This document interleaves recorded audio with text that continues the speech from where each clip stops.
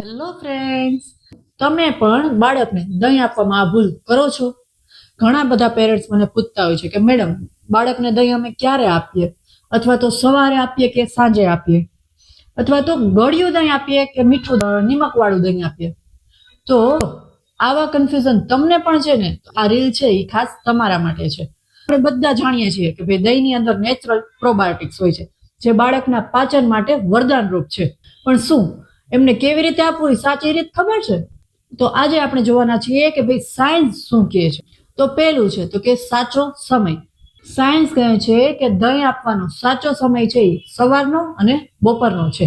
દહીંમાં રહેલા કેલ્શિયમ અને પ્રોટીનને પચાવવા માટે સૂર્યપ્રકાશ અને પૂરતી એક્ટિવિટીની જરૂર પડે, જેથી કરીને શિયાળામાં કે ચોમાસામાં રાત્રે દહીં આપવાનું ટાળવાનું છે.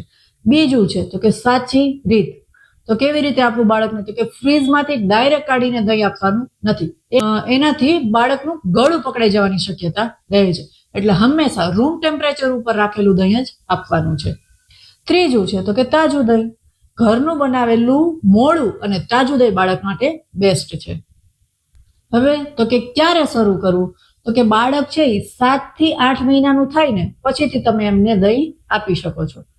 પેટ ખુશ તો બાળક ખુશ. અને આવી જ સાચી માહિતી છે એ શેર કરો અને હેલ્ધી ટિપ્સ માટે ફોલો કરો ડોક્ટર કોમલ સાવલિયાને.